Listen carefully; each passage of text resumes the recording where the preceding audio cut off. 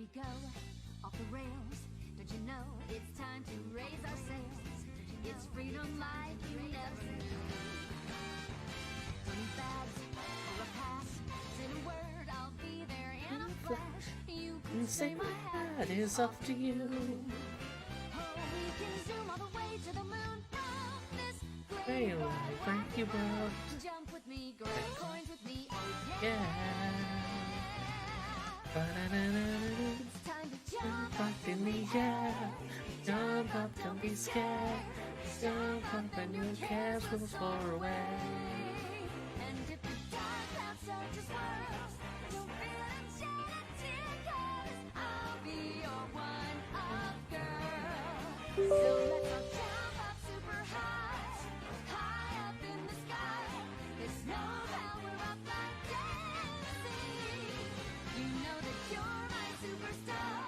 No one else can take me this far. I'm flipping the switch. Get Hey, Artisynth. on this song. Let's do the Odyssey. That's Odyssey, yes, this is up to this monitor. yes, Odyssey, yes, Can make the Mario soundtrack quieter that way if we need to. How you doing? Hey, Echo.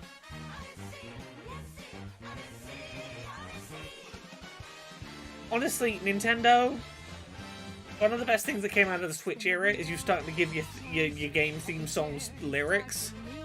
Well, good lyrics. Odyssey is a fun game. Game over, Cholo. That is a rumor doing the rounds. We will talk about it, don't you worry. Just gonna give people a couple of minutes to arrive. We're just gonna chill with this for a sec. jump with me, grab coins with me, oh Yeah. come on and jump up in the air, jump without a care, jump up 'cause you know that I'll be there. Because it was what, this? Smash Ultimate got lyrics? What else got lyrics this gen? Few Nintendo soundtracks got lyrics. So go on, straighten up your cap, let your toes begin to tap. This rhythm is a power shoe. Oh, Thimba, breaking news. That Nintendo console sure is coming sometime this year, isn't it? Big breaking news.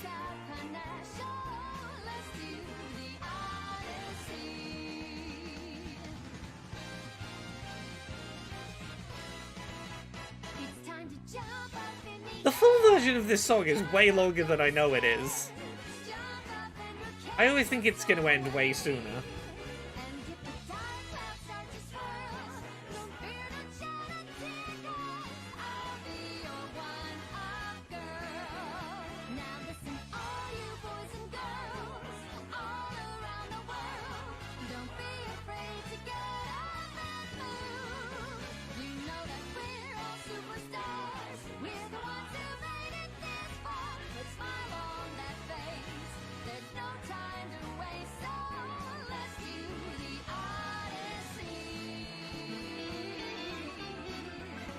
Oh, we're still going. I'm gonna jump ahead to something with no lyrics.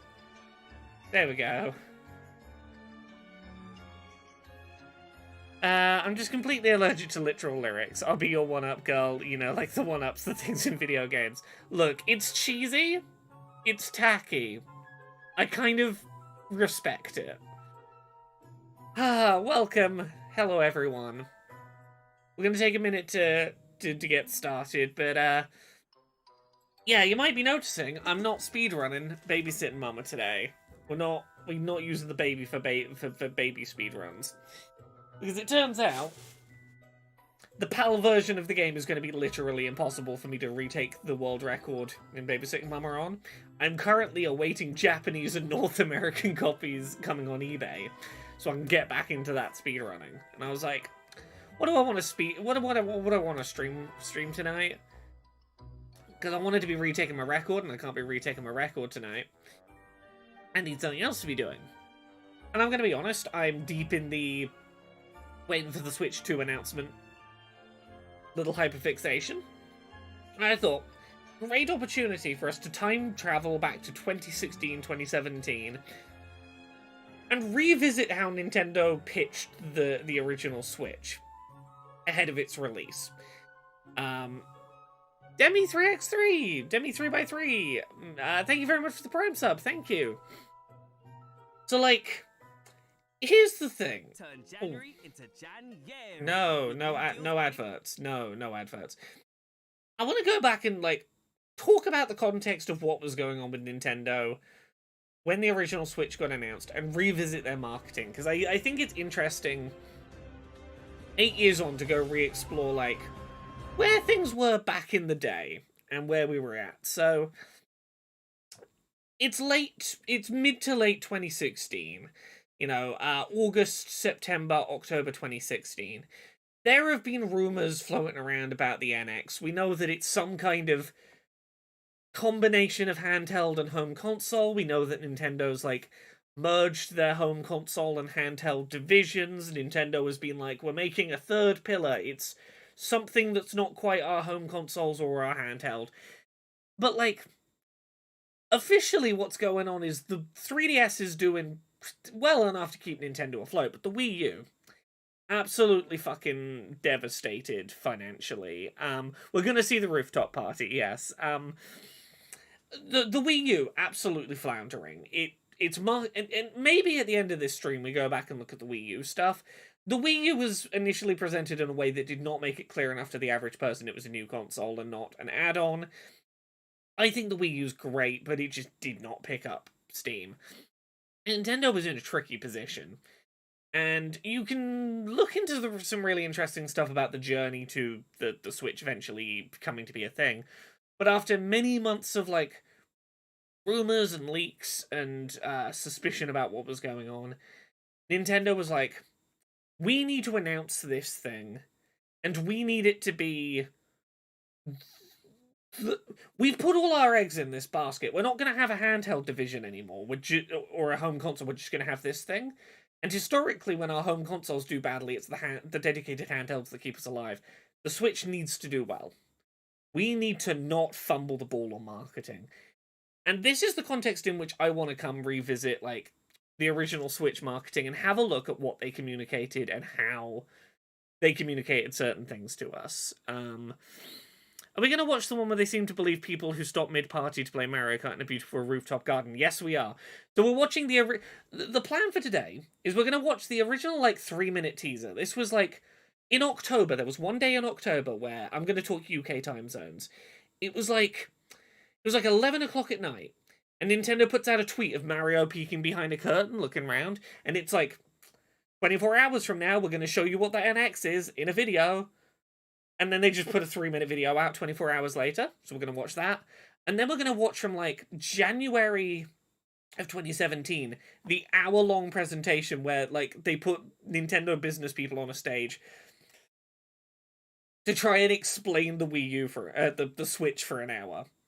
And I think it's fascinating in a lot of ways. Chizu Adam, I'm sorry, some stuff just makes most sense to put in the special events category. I don't know where else to put it. Of course the Wii U didn't pick up Steam. Nintendo wouldn't run a PC launcher. This is before the pandemic too. That ought to be a trip. Yeah, so this was 3 to 4 years pre-pandemic. So again, it was a different world. You know what? We've probably given it long enough. We're gonna start with the original 3.5-minute trailer for the Switch, and I'm gonna be doing a lot of pausing and stopping and talking about things throughout this. This is not gonna be we watch it and I go, that was interesting. It's gonna be we watch through and we have a big old long chat about this, because I think I love digging into old console marketing and how they position stuff. And I particularly think this is interesting given that all the rumors we currently have are January reveal, March, April release, which is sort of how the original Switch went, is about what we're going to be seeing with Switch 2. I think it's interesting to revisit that context. I remember buying the Switch with the Odyssey pack in, $400. Shouldn't have spent, but I never regretted it. Yeah, let's jump in. Let's jump into the original trailer. So this was like 11 PM on a Thursday.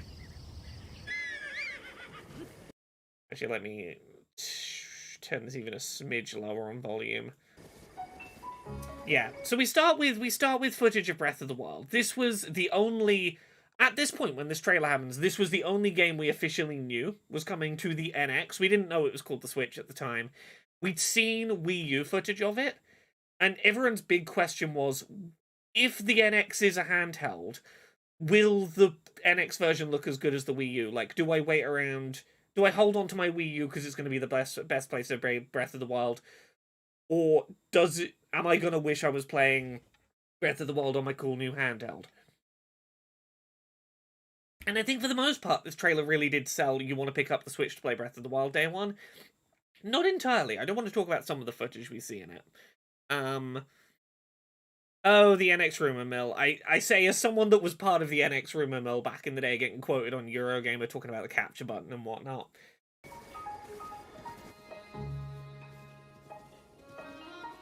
Yeah, so I don't think it's any mistake that the first shot they go, they're trying to sell core gamer audience. The first shot we see is man who is not like, this is not like basement gamer, but it is like man in his like 20s or 30s, sat on the couch in a nice house playing big adventure game. Like, this is not, we're not trying to sell you like Wii Sports. We're trying to sell you core gamer games.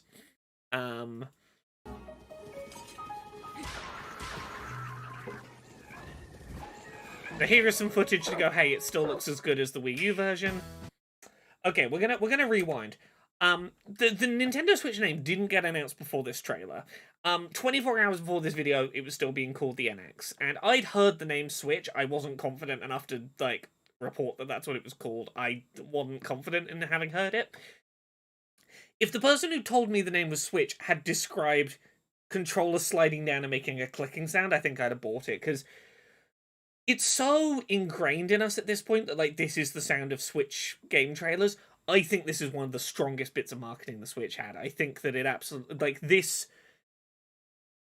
color, logo, and, like, the we can do a clicking sound and you're gonna think of our console. Such strong branding, right?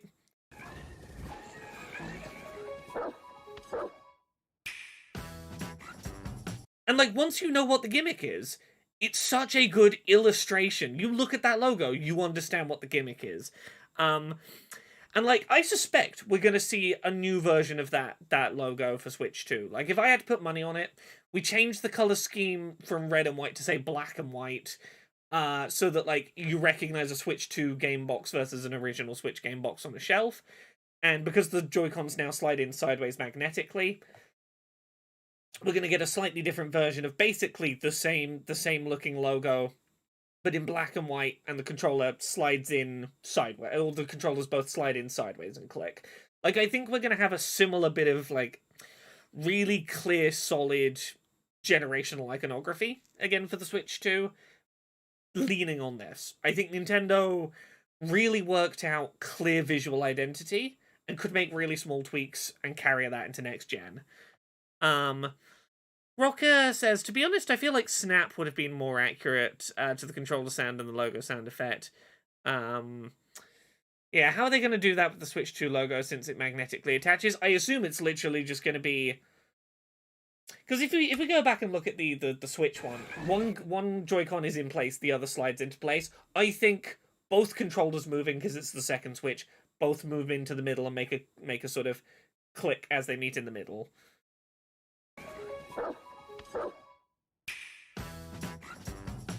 Yeah, and I think they do a really good job of like, hammering home what that logo means straight away. Like, they show you this, and I get that this is not a traditional console-looking box, but they very quickly, like, hammer into you. Snapping the controller in like that is what we're about to do. Reinforce what you've just seen.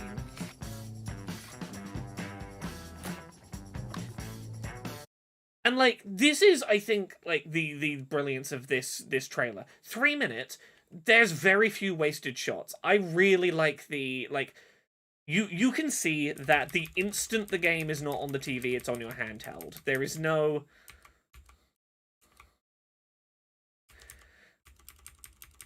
There is no weight to it. Even, like, if you watch it, it's actually ever so slightly, like, cheated visually.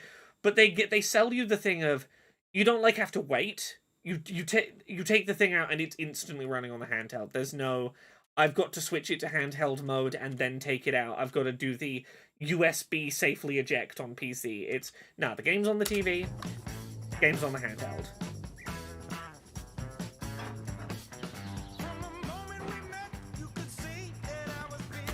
And now you see that instantly they're trying to get over the Wii U messaging of the Wii U. People didn't know what it was. They were like, oh, I can only use it on the tablet in my home. It's not a handheld. They're instantly like, you can play your big console games from home out in a park. You're not near the console. Like, this is how you play it. Now, this is the bit of footage I think is really interesting. This bit of Breath of the Wild footage runs considerably worse than the stuff that's running on the TV in the previous shot. The actual game, when it came out, it ran equally as well handheld and docked. But if you watch this footage in a second, it looks choppy. And I think it was just bad compositing of the shot into because I don't believe he's actually playing Breath of the Wild here. I think he's holding a dummy system in a field and they're putting the gameplay in later. But particularly, it's this bit here where the this guy's getting up. It looks a little low frame rate, and I don't know quite what it is about that shot. It looks, people who were poring over this the night it went out went, oh, I'll be able to play the game, but a little worse when traveling. Like, their choice of clips almost undersold the handheld experience a little bit. Like, I don't think a lot. I think only for the real, like, frame-by-frame analysis-y type people. I think for most people it was like, oh, I can play it on the go. Is that how much bezel there is on an actual Switch screen? That much of a black border? Yeah, the original generation Switch, like, there's a lot less bezel on an OLED. But the original launch day Switch had pretty big bezel.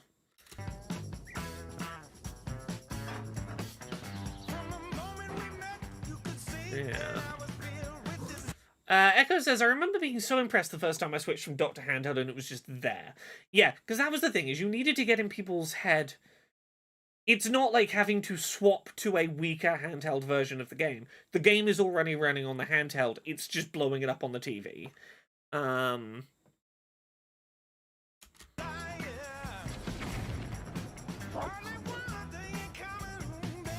So, like, for people who weren't around when the original Switch launched, like, Breath of the Wild very much was the game that sold it for a lot of people. It was, not only is this a really interesting new step forward for, like, open world game design and Zelda game design, but it is a wildly exciting game, and it's playable on a handheld. Because, like, up until this point, like, the Vita was the strongest comparative handheld you might have played. And you might, like, you know, Gravity Rush is a cool game, you know, there's some... You could have played Uncharted, Golden Abyss on Vita. Nothing like Breath of the Wild was playable on a handheld. It was it was quite the launch game. Yeah, so here we get a couple of things. Again, really reiterating, you don't need to be near your home, you don't need to be near the dock. The console, the game isn't running off that. It's running wherever you are.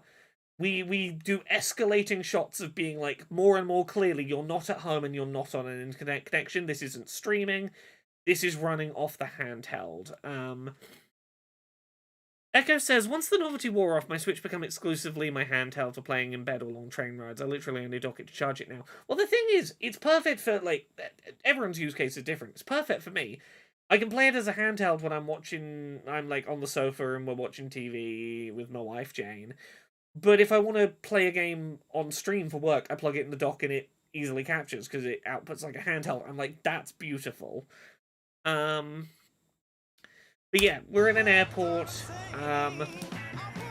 Such concise storytelling in this 3.5 minutes. We confirm that we're using cartridges, which there'd been a lot of people wondering about. You got the PSP trying to use discs in handheld wasn't great. People wondering whether it was going to be digital only.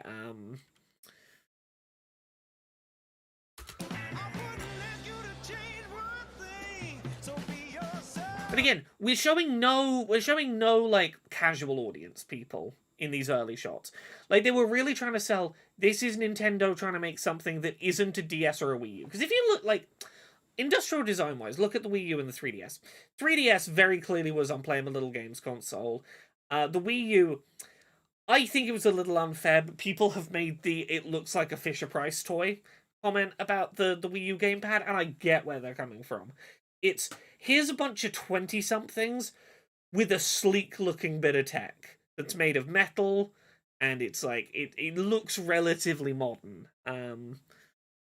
Cinnamon Robin says, I like how compared to the Wii U's confusing new controller captions, this trailer gets across basically everything about the system using no words. Right? And that's why I kind of wanted to revisit this. I do think Nintendo achieved a lot of what they needed to in this first 3-minute trailer, and I think it is worth revisiting and going, yeah, you did nail a lot of this. AJ, thank you very much for the 7 months of sub. Been watching the streams on YouTube.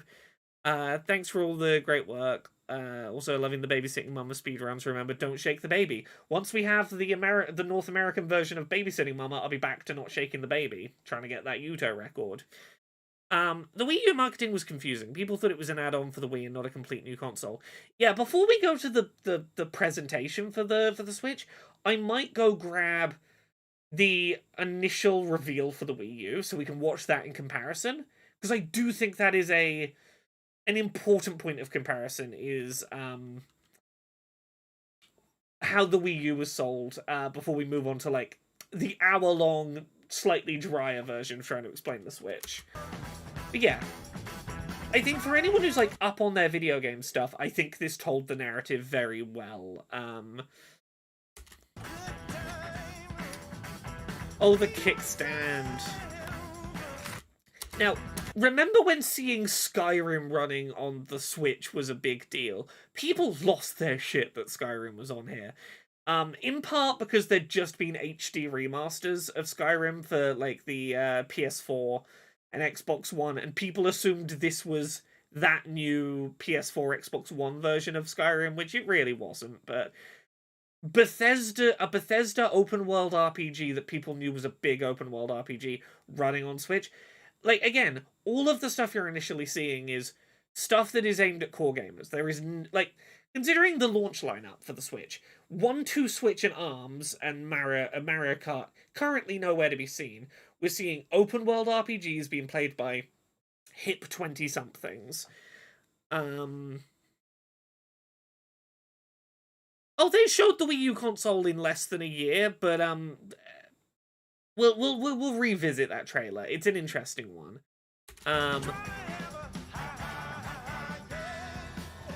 But yeah, showing, hey, you can prop it up on a table, have your controllers wireless. Like, they've shown off the 3 core ways of using the system: docked, handheld, and tabletop. And we are a minute into the trailer. Like, it was a real good, how might this fit into your lifestyle of a trailer, right?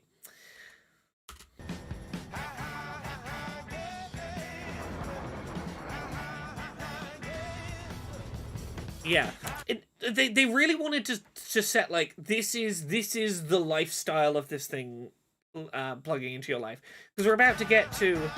I changed games while I was traveling. I took out my Breath of the Wild cartridge, put in my Skyrim cartridge, got to a different place that I sometimes stay. There's a dock there. It doesn't have to be my dock. It can be a different dock. I plug the Switch in. When I'm finished traveling, it's a home console again. I'm playing my big home console experiences. With my Pro controller, I can use a fancy dedicated controller if I don't like the little fiddly Joy-Cons. And it's as simple as plugging in the dock, here it is on the TV, I sit and relax. Doesn't have to be a handheld if you don't want it to be. Like, again, we're not even halfway in, and I think they've already sold, like, why do you want this thing? Really nice. Yeah, the fact they make it clear that the dock isn't specific, like, one Switch works with one dock. Like, they've shown you go around a friend who's got a dock, you put it in their dock, done. I remember going to a work training day right after getting my Switch. We were locked in a basement with no signal on our break, and I just busted out on the stand and started playing Zelda, and everyone was very jealous. Right? It's one of those things that when it came out, it was really exciting to be able to plop it down and be like, oh, do you want to play some Mario Kart? Turn a controller sideways, pop it out on the desk, we'll play Mario Kart. Like, and it was a proper video game in your little handheld we could just sit and play on the desk. Was a drink. I'm wanting you in a hole, get your sink. So be yourself. Rocker says, conceding on the point of the Pro Controller is a little surprising. You'd think they'd be like, no, you will use these awkward little things. You can't have a normal one yet. I think they were very conscious of... There were people who owned the Wii U who only would play it with its Pro Controller, who didn't like the gamepad. And this was like at peak, I just want Nintendo to make a normal console that I can play like a normal console and not think about gimmicks, period. People want where we're at now with the Switch 2, where they're kind of nostalgic and want Nintendo to maybe do some weird gimmicks again.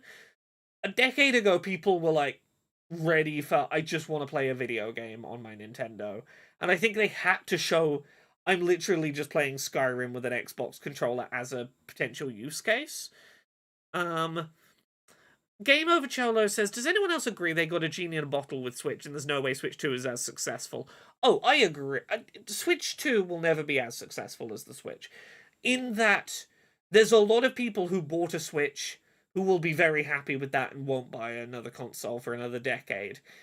But I do think that depending on how they position themselves, I think the Switch 2 could do very well again. I think all they really need is... It's a Switch. It's more powerful. And, hey, if the rumors are true, you can take a Joy-Con, turn it sideways. Now it's a mouse. I think if you tell people, like... Because there's rumors today that we're getting a fucking Halo Master Chief Collection port to Switch 2. I'm like, if you let people have console version of Halo that they can play with a mouse, there's a lot of fucking people who go, oh, the console that I can use a mouse for, a console port of Civ, a console port of Halo that I can play with a mouse without needing to be on PC. That, I think that might be the fucking secret sauce that does well for them again. But yes, was the 3DS more successful than the DS? No. The DS was successful in the way that Wii was successful. It captured the broad market. The 3DS was core handheld gamers. But anyway, yeah, so this is where we get into continuing use cases. Hey, I think this is like the closest we get in this trailer to family use cases, and even then, it's a bunch of teenagers playing it, but I think this is the use case that you imagine children in. It's, I want to shut the kids up on a drive, here's Mario Kart in the back of the car so they can all play a video game together and I don't have to think about the kids in the back. I have interesting thoughts about this Mario Kart footage, because we know now this is Mario Kart 8 Deluxe, which is like a considerably updated port of Mario Kart 8. It had, you could hold 2 items at a time rather than just one, there were new characters, there was battle mode. Nintendo refused to say what this was, and people were watching this footage going, wait a second, why does Mario Kart 8 have a bunch of new stuff in it I've not seen before? I think they did this deliberately. I think they wanted people to think it was Mario Kart 9. They wanted people to be excited for it in a way that they might not be for an enhanced port. But again, another use case. 2 people crowding around doing split-screen gaming with turn sideways controllers. Now, whether people actually enjoy, the sideways Joy-Con thing or not, it was another use case. It's, we're barely a minute and a half into this, and it's, hey, split screen in the back of the car, the controller's attached to your Switch, that's enough for multiplayer.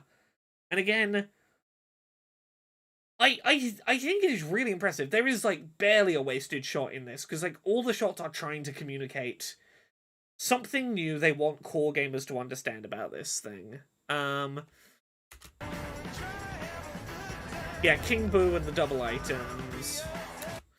Rocker says, I must say, I cannot imagine comfortably playing a split-screen game on a screen that tiny.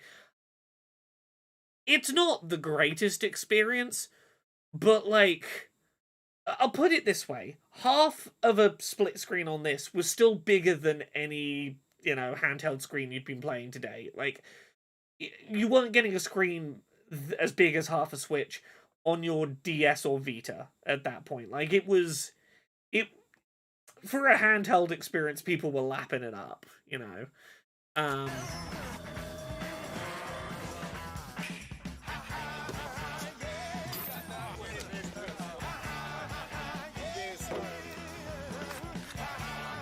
so yeah, confirming local multiplayer, emphasizing multiplayer with sideways controllers again, but also, hey, third-party sports games. Because for the longest time, Nintendo getting skipped over on the like the annualized sports franchises, and that really fucking hurt them.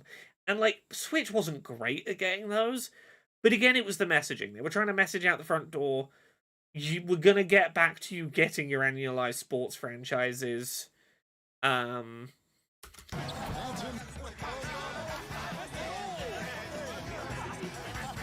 Yeah, I'm gonna be honest. I would argue like this is where like this latter half of the trailer, they've communicated most of what I think they need to. I don't think the latter half of this is as dense with getting across information. It's mainly reiteration of things they've already shown, but sort of trying to give you new use cases to go.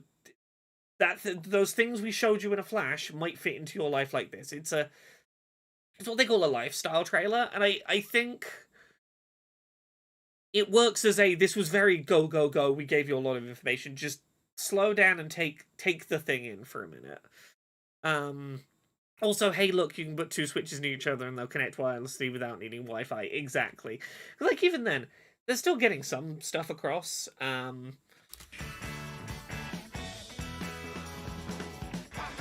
Little tease for new 3D Mario. Nothing huge, but we see gameplay of new 3D Mario. That manages to completely not show you the gimmick of this Mario. Because, like, this is just, like, side note. The footage they show of Mario Odyssey here is really interesting. None of the enemies are wearing hats yet. They've deliberately taken all of the hats off the enemies so that you don't realize the gimmick is knock their hats off and mind control them. AJ says, why do you think the Switch 2 reveal hasn't happened? I think it's largely because Nintendo wants to wait until Trump comes into office because he's threatened to do import tariffs on day one. And it's unclear whether he's going to do that, and if so, whether he'll make exceptions for video game consoles, and I don't think Nintendo wants to talk about... I think they're trying to dodge talking about price until they know whether they're going to have to make it more expensive in North America. Oh yeah, Cappy's eyes aren't there either. They slowly reveal more of Cappy's functions over like a series of trailers, and I think it's interesting how they hold it back.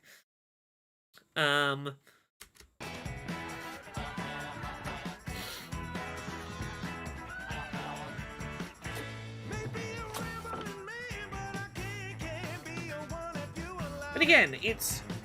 Oh, I was having fun playing my game, but my friends want me to come hang out. I'll bring my fancy new games console and we can sit and play video games together on a hipster rooftop. I think this was like... Whether this ended up being the case or not, I think this last shot is one of the strongest ones they do in terms of trying to be like, this is a use case that doesn't apply to any other console, is what if this is the esports console where you're all sat around working out your plays with your individual consoles in an esports context? Like, I don't know that I've ever seen any other console market itself around esports. Certainly not this effectively. Yeah, AJ says, fair, but you can do a hey, this exists and talk about prices later. Yeah, my suspicion is it's going to be next week. I think everything I'm hearing is January initial reveal. Something like this 3-minute trailer in January. Early February, they do something like the presentation we're going to watch in a minute. Probably April release. But yes, I think part of it is they're trying to dodge around some other things, and I have my suspicions about some of the timing stuff around this. Nintendo doesn't like to be rushed. They don't want to let the fact that leaks have happened force their hand on when they want to announce this thing. I think we're going to see that initial reveal trailer like a week before Xbox's conference that's coming in 2 weeks.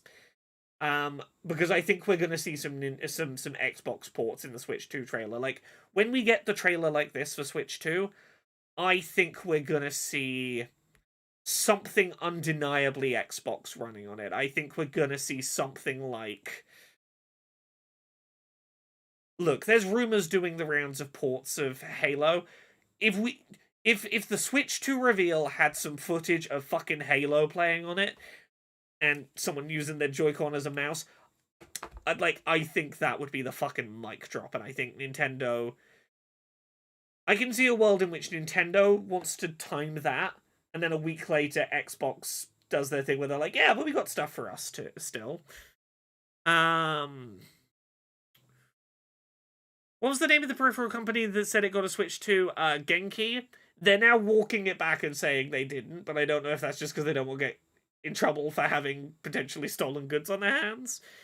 But yes, again, seeing Splatoon, and they just didn't talk about the fact it was clearly Splatoon 2. Like, the Inklings versus Squidlings, new maps.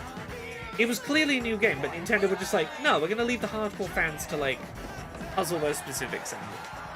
Echo says, slightly off topic, but did ARMS ever take off as an esport? It felt like that's what they were aiming for. Then I didn't hear much about it after launch. It was supported well for like a year and a half. It was getting like free content updates with new characters. It never took off as an esport, largely because of the determination Nintendo had to make you use motion controls. I think around the launch of the Switch 2, giving people an ARMS 2 that explicitly the trailer shows you using traditional controls rather than motion for it, I think would do quite well.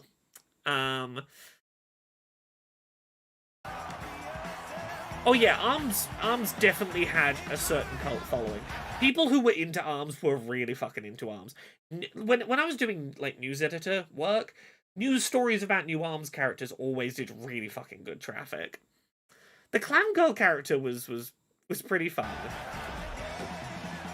But again, it's a bunch of pro gamers slotting in and do esports.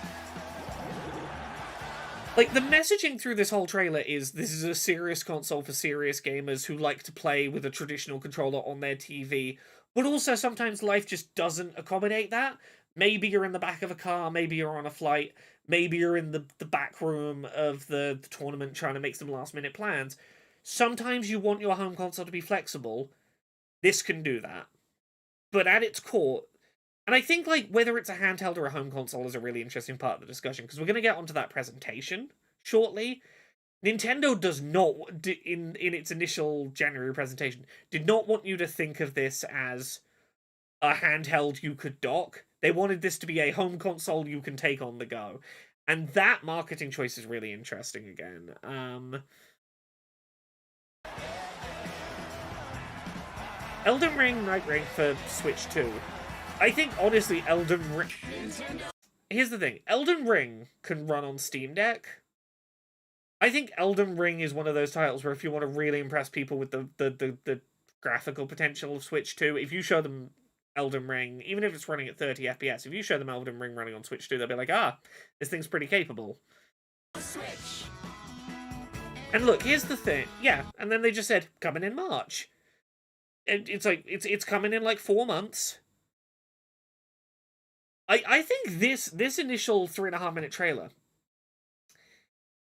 was such a good thing. And then they just went, like, silent for, like, 6 weeks. They didn't say anything else about the Switch for 6 weeks after this trailer. This was, like, mid-October, and it wasn't until January where they were like, okay, we'll answer some of your questions. And I think it was a very confident move from Nintendo to just go, here's a trailer we're pretty sure is going to get you hyped. No, we're not going to answer questions. Give me 1 second to... oh, hello. I'm going to very briefly swap screens because I'm trying to find a different video I'm going to queue up as well while I'm here.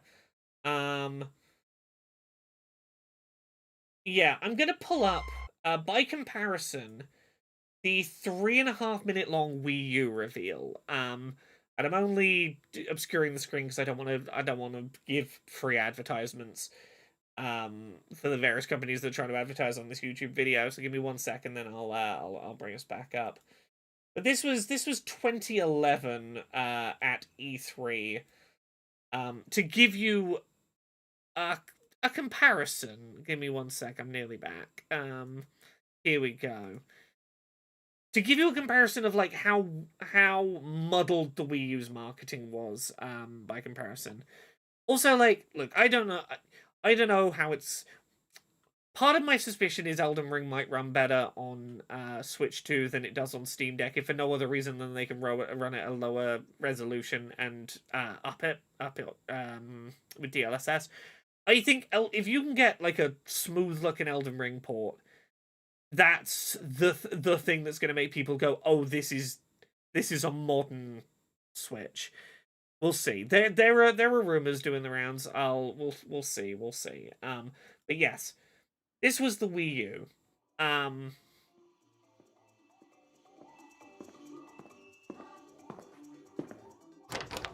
Hey, it's time to watch some baseball. So yeah, we're seeing again. The first footage we're seeing is of a game that was already out, New Super Mario Brothers Wii. There was a New Super Mario Brothers Wii U. It was technically a new game, but like. It was not in focus, so you weren't going to immediately see, oh, this is a shiny HD looking new one. Okay. And a runner on second. Hernandez is on the mound, and here comes the 3-1 pitch. Swing and a miss. 98 mile. So yeah, the initial marketing is put down your Wii remote, for the Wii that you play Wii games with.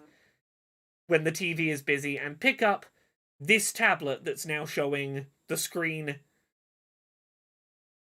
Now showing the screen instead. You can see how people might go, I'm putting down my Wii controller to pick up a different peripheral for the Wii. And like, we know at this point, we understand what the Wii U is, but I think it's important to like, look at it in the light, because like, you're not showing a game that's definitely, I know for a fact this is a new game. You're putting down an existing Wii peripheral. Switch from the TV to the new controller. This was the first line of explanation you get is the new controller. Not the new... with this new console, you can play on the controller, not the TV.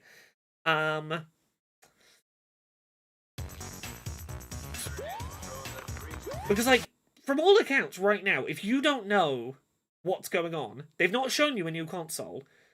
They've shown you, play that game that you recognize as a Wii game on your hand, on the new controller. I don't think it helps that the color scheme was the same as the default Wii color scheme as well.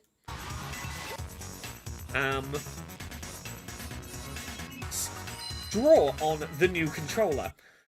We've not mentioned it's a new console. We haven't mentioned it's a new console. Draw on the new controller.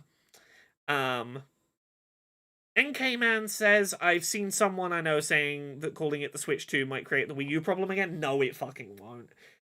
If you put number 2, it's like, oh, it's the sequel. People are... I am very confident that calling it Switch 2 will avoid confusion. Oh, it's the sequel. It's the next one. It's not... Yeah. Yeah, the original... The one that's... When the Wii U first sold, it did sell with proper analog sticks. It didn't ship with circle pads. But they did initially mock it up with circle pads, yeah. Nobody thinks the PS5 is PS4. Exactly, yeah. Look... Holy shit, does this make it seem like an add-on? Yeah, watching this directly after the Switch reveal trailer, you see what I mean about, like, how good the Switch reveal trailer is, and specifically how much the Switch reveal trailer clearly learned from the fuck-ups of the Wii U reveal. Because, like, here's the thing. I don't think that any of what's being shown in this Wii U trailer is bad, per se. I think that this is good, desirable features that people would be into, not properly communicated.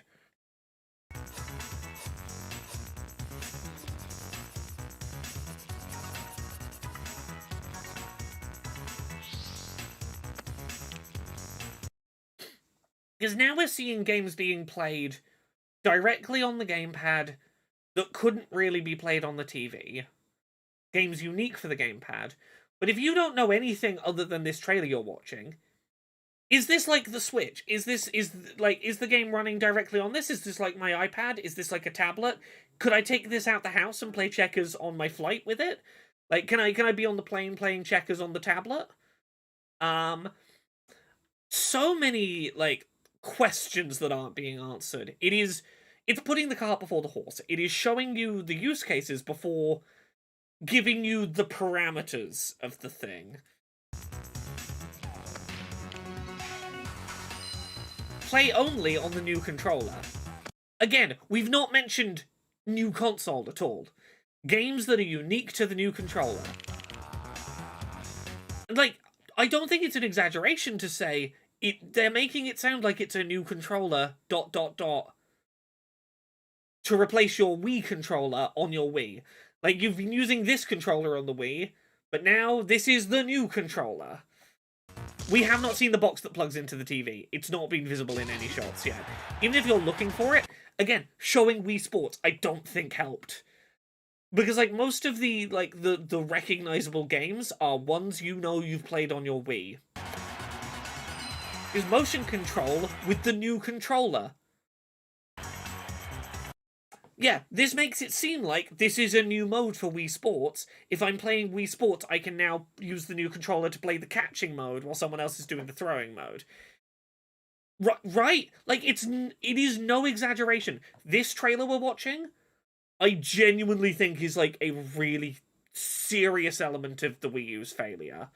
This, yeah, Mr. L says, I think, this problem was only exacerbated by launching with New Super Mario Bros. U, which looks like every other game in that series on a surface level. Like, they've not said, this is a new console. They've not shown you any games where you're going to look at them and instantly go, this can't run on my Wii. Like, this looks too good to be on the Wii. Because again, I don't think this is a bad use case to set up. I think this is an interesting idea to sell, but you're selling this to people, like, because so many people watching this are going to go, oh, these are really cool new functions. I can't wait to buy this tablet to start doing this stuff while playing on my Wii. Okay, this is the first shot in which you can technically see the Wii U. It's not... It's overexposed. You could be mistaken for thinking that is a Wii on its side. Like, that could be a regular Wii. Like, we know from looking at it, it's got curved sides. The Wii doesn't have curved sides. It has straight, flat edges.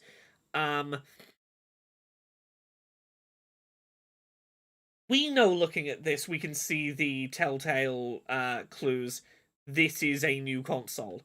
We should not be a minute and a half in before seeing the box for the first time, and even then, you have to know what you're looking for to know. Get new views with the new controller.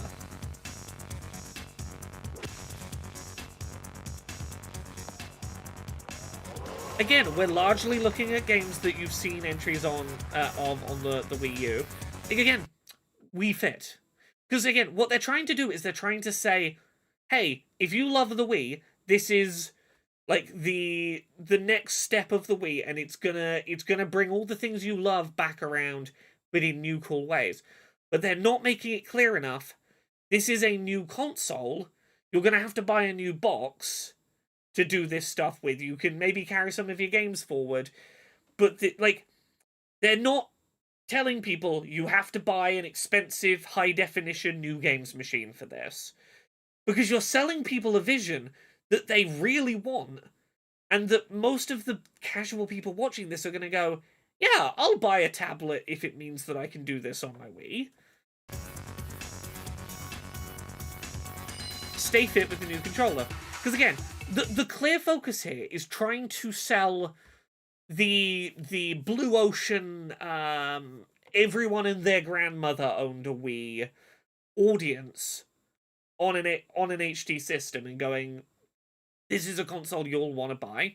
But again, I think the problem is those people were never going to buy a second console. Like, they own the Wii, and they're going to be happy for the next 30 years to play Wii Sports. And you're not doing anything here to sell, like, the day one adopter core gamer why they should do this, because you are presenting this squarely as, this is for the people who weren't you that bought the Wii. This is for the Wii Fit, Wii Sports crowd. This is not for you. It didn't sell, like, at E3, on the E3 stage, this is not the audience you sell to at E3. You sell, like, you tell the core audience why they want it at E3, and then you do, like, a follow-up style trailer where, you know, your grandma sees this TV advert, and, like, grandson on the sofa can go, oh, it does mean you do have to buy a new console for it. Like, it's not like, someone in the room knows enough to explain it's not a peripheral. You don't open with this.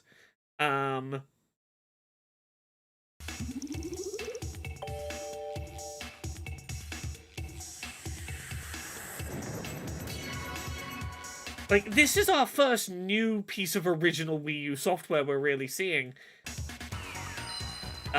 We're still talking the new controller. Here's a gun you can put a tablet on. You can put a tablet onto a plastic gun to shoot Reggie Fils-Aime's Me.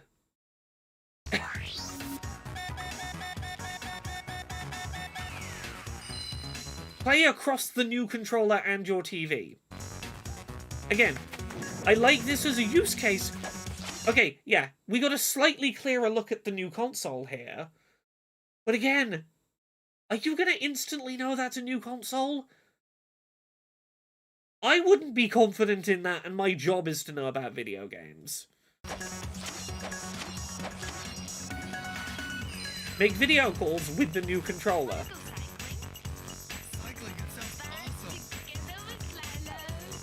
Again, I don't think these are, like, bad. You know what this is? It reminds me of when they tried to sell the Xbox One, like, by the first 40 minutes of E3 talking about the Xbox One was, well, you can watch your TV through it, and you can have your TV planner in it, and you can watch Netflix on it, and, like, not getting to the games. This is all the stuff you do once it's like, I've seen the cool game box, and I'm excited to buy the cool game box. Oh, and it's got all this interesting supplemental shit around it. Browse with the new controller. Like, this is vaguely interesting, but it's like, this is not share from the new controller to the TV. They've not mentioned the new console. They are only talking about the new controller.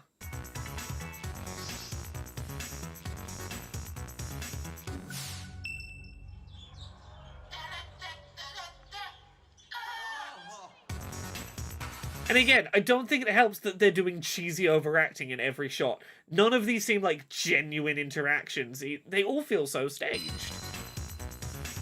Get more detail with the new controller. So we are 3 minutes in to a 3-minute 20-second trailer, and they're not saying get more detail with the new console. This is a new console that can play HD games. We're watching it on the TV, and they're like, what is the wording there? It's get more detail with the new controller, as if the controller is going to make games look more high definition. And then it cuts to the controller being nothing to do with the more detail. Like, we're not seeing more detail with inventory space. Like, this is like the closest we've gotten to, like, a core gamer use case is, hey, if we started the trailer here and went, it's an HD console, look at cool HD Zelda, you've got a second screen, you know how you like the DS because you can have your inventory or your map on the second screen? You can play HD Zelda and you can have your map and stuff on the tablet. There you go. This is your pitch to the core gamer. But you have to use the word console. You have to say next-gen console.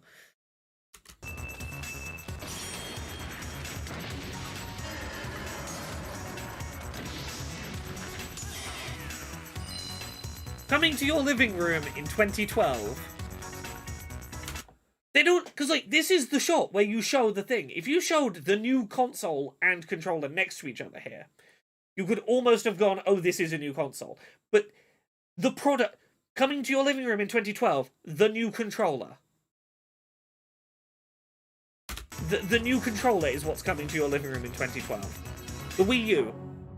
They do not show you that there is a console box involved. You see what I mean about how bad this trailer is, right? It's not an exaggeration to say that it really is... Like, I was considering showing that before the Switch one, but I think it's worth, like, going, the Switch one is a fucking masterclass to really give a comparison for how badly the Wii U one fucked up. Cinnamon Robin says that's worse than I remembered. It's worse than everyone remembers. No one remembers, like, how bad... Like, I was first starting to write about video games on the internet, like, around this time. Because that was, what, 2011? I was, like, doing unpaid writing work for MCM's website at the time. I remember this happening live, and it being a lot. Mr. L says probably another reason they'll just call it Switch 2 because of what the system is in concept. Yeah, they want you to know it's the same basic idea as the Switch, but the sequel. Like, they do not want another fucking Wii U situation. So, with all that out the way, God, we've watched 7 minutes worth of trailers, and we're an hour into this stream. We might skip around a little more in this, but this is, like, 6 weeks later. This is the awkward stage presentation where Nintendo was like, let us tell you, like, answer your questions about the Switch. And try and get you from, it's an interesting idea, to, I will buy one of these in 2 months' time. So let's skim forward a little. You get to hear the piece of music they made because they realized the click sound was really catchy. You get some EDM with the click noise in.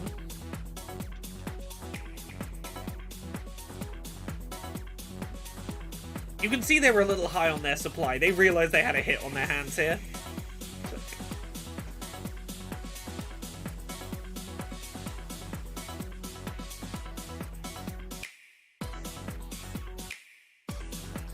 Look, this presentation's awkward in places, but you could see they had some strength of direction. They knew what way they were going. Hello to everyone. I will say, it's very clear this is for investors. It's a lot of, like, dry business suit presentation of Japanese businessman cleanly explains a thing to you. Make sure that the business people understand the business things. Thank you very much to all of you who have joined us here today. And thank you to everyone. Cinnamon Robin says, I'll be interested to see this. I haven't seen it since 2017, but I remember actually being a little underwhelmed. There are some things I think it does well, and there are some things I think are missteps with this. I don't think it needed to be an hour long to start. We're going to maybe talk over it a little around bit. the world watched the Nintendo Switch video we released in October of last year. Kimishima really, hasn't been as much of a face for Nintendo. This video introduced... What I will say is I think they do a really good job at the start of this of going, for people who are not as into video games and are not going to as instantly have picked it up from that 3-minute trailer, we are going to do what we never did with the Wii U. We're going to go, this is the console, this is what you dock into, these are all of the elements, and we're going to point them out and label them and not leave anything mysterious. Like, this portion here at the start where we're labeling things feels like a direct response to the criticisms of that initial Wii U reveal is, hello business people that don't understand video games, do not be confused, know exactly what this is. The Nintendo Switch console, Nintendo Switch dock, Joy-Con grip, and 2 Joy-Con controllers. I think there was an English and Japanese streaming live, could be wrong. The Pro Controller. No, the English presentation was Japanese people being overdubbed in English. That was the English version of this stream. Yeah, Pro Controller. Nintendo Switch is a console that can be played while connected to your television, but it is also a system you can bring with you to share the fun wherever you go. Nintendo Switch Yeah, you'll hear this reiterated several times in this. Every time an executive in this presentation talks about the Switch, they first and foremost say it is a home console that you can play on your TV, and it's also something you can take on the go. Their marketing was they don't want you to think of this as a handheld that can be played on the TV. It is a home console. It's a proper big kid, big kid console.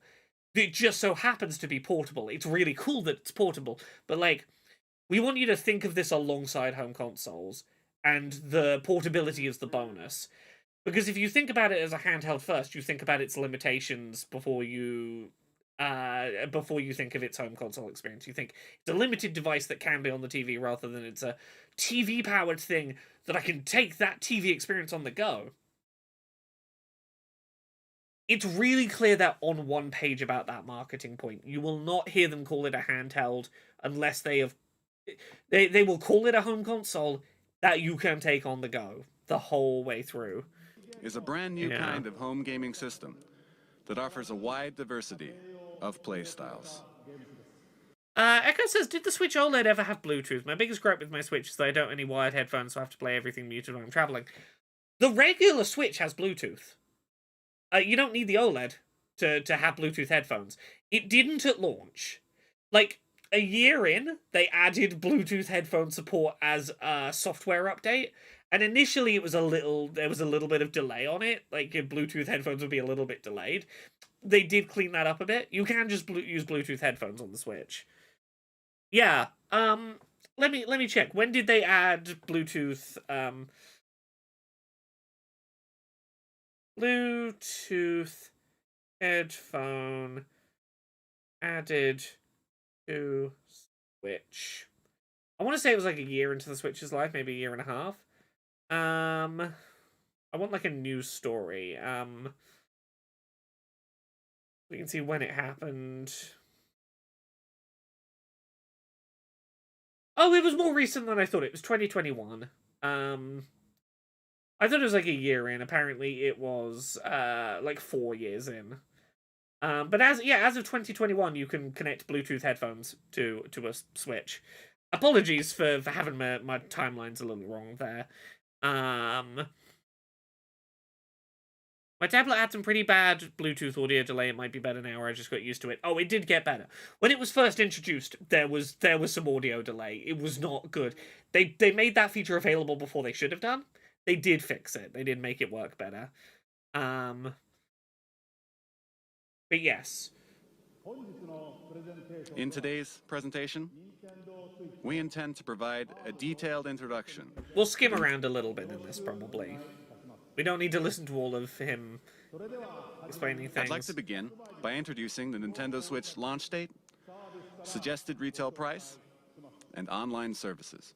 I will say, again, I think it's really good they get the dry stuff out of the way first. They're like, look, this is the headline. This is what you're here for. We'll get the price and date out of the way, so we can then show you stuff that you want to play on it and go, yeah, you can now spend the rest of the hour convincing me that it's worth paying that for, rather than having me walking away thinking of the price. The price was an hour ago. I saw a bunch of cool games after that. I can see what they're going for.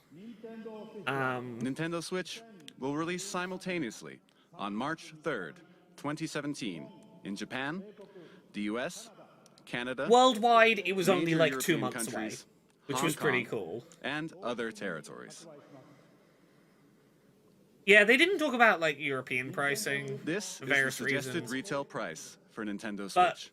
they got it in under In 300. Japan, it will be 29,980 yen. Yes, it was under 30,000 yen, under $300. It was £280 in the UK, I In think. North America, it will be $299.99. And for reference, most people had been saying 250 to £300 was the sweet spot for it. 350 was gonna be pushing it. It needed to ideally stay below 300. It got in they got in at the start and were it's coming in 2 months, and it's in the sweet spot of where people were gonna be okay with the price. They knew these were details people were gonna be okay price with. in They Europe, got them out of the way quick. Please check with your local retailer. services. Oh, yes. With Nintendo Switch, Yeah. you will of course be able to enjoy online multiplayer gaming. And when you use Yeah, a the smart pacing of device this is a little application that will rough, connect to admittedly. Nintendo Switch, you will be able to invite friends to play online, set play appointments, and chat with your Yeah. smart device. Users will be able to try out Nintendo Switch online services for free during a trial period after launch. Yeah, so they kind of soft launched the fact they were going to charge you for online play here. Again, they mention it in a single sentence, and they don't even directly tell you. They're like, you'll be able to try it for free during a trial period at launch. They want you to forget about this fact, because they're going to show you like an hour's worth of games. They're getting anything that, like, they don't want you to stick on, they get out the way early. At a later date. Yeah. Is in region locking, which limited play to software Getting rid sold of in the region same locking, region great that news. the hardware was purchased. This was a first for Nintendo. Good. Like, basically all the stuff that's like the nuts and bolts bullet points, they got out the way in But the opening with 5 Nintendo minutes. Switch, I do think that was a good we have move. revised our approach and decided that in general we will not apply region locking to Nintendo Switch software. In general, we will not apply region locking. This is a really interesting statement, because the only example I'm aware of region locking on Switch came like 4 years after this, and it's when they started selling a version of the Switch in China that is very much region locked and has its own software that it's allowed to have and software it's not allowed to have. Do we have any idea of when the announcement will be announced? I'm putting my money on like Wednesday through Friday next week. Would be my guess. Get it in before the Xbox Direct. Over to the man Shinya.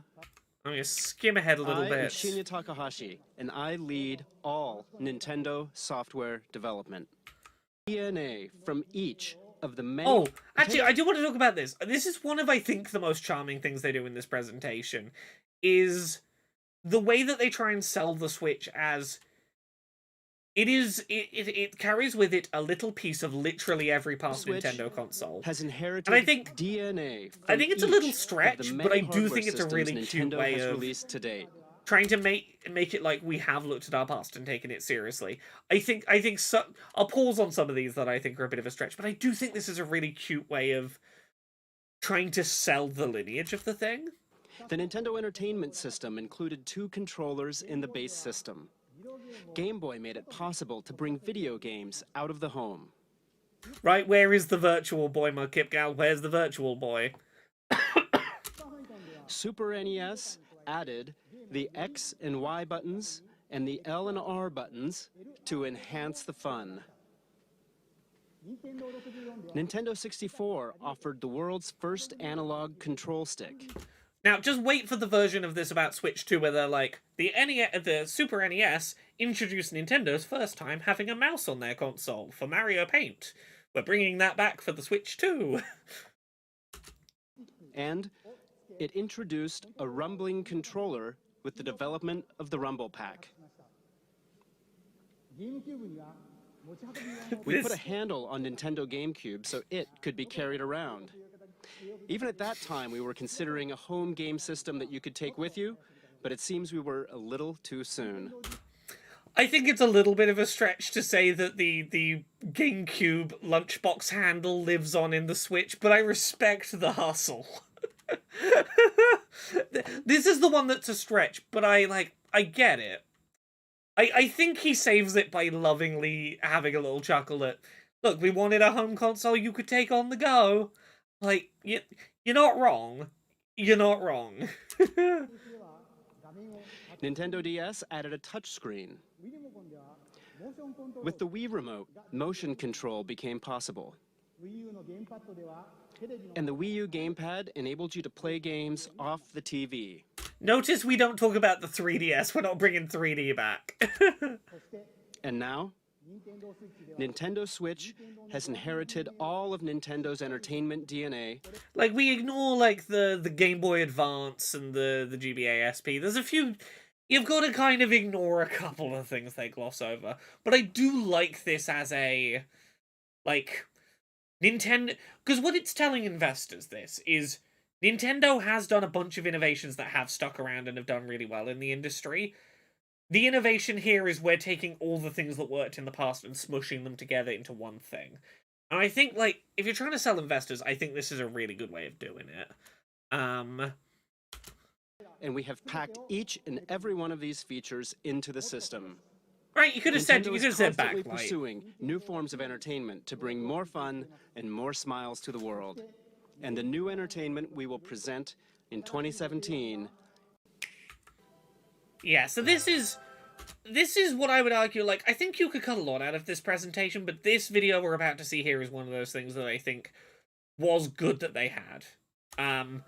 Here is the video that shows you all the pieces in detail, but goes, this is how they work. You put the Switch in the dock, you plug your HDMI cable in the TV, and now you can play that handheld, but big up on the TV. Like, this is the version of the thing that the Wii U needed. There is no misunderstanding the series of steps involved in you seeing this game on the TV. Nintendo Switch is a video game system for the home. You connect it to the TV to play games. Yeah, this is literally the we do not want the Wii U to happen again. We are going to explain to you. Actually, let's scroll back. He did the thing, didn't he? Where it's like, it's a home console you can take on the go. I think he talked about... He did that pitch again? That we've been seeing? I want to hear for it. Nintendo Switch is a video game system for the home. Yeah, they will always call it like a home console in some wording first, before they tell you it can be portable. It is a home system to play on the TV that you can also take on the go. You connect it to the TV to play games. When you want to play away from the TV, you just remove Nintendo Switch from the dock. When you attach the left and right Joy-Con controllers, you can continue playing anywhere. Because, like, look, let's be fair. I would argue that the Switch is a decently powerful handheld that scales up, that is powerful enough to scale up decently to a TV. It is primarily a handheld that you can dock. It is a handheld that has reached, a couple of generations ago, home console graphics tech, and that scales up decently to TV. But I think Nintendo was like, we don't want that to feel like a limitation. We want you to feel like this is going to get console ports. And I think it demonstrably did throughout its generation. We saw, you know, even if some of them were a bit rough, you saw your, like, Doom Eternal, Witcher 3 ports. They wanted to be like, this can handle... It can handle, like, big games. Nintendo Switch has been designed to be a home console gaming system that gives you the freedom to change your playstyle. Yeah, every time they talk about it, you'll hear, like, listening for it, they keep reiterating, it's a home console game system that you have some flexibility about where you play with. They don't want you to call it a handheld. And they really, really, really reiterate that.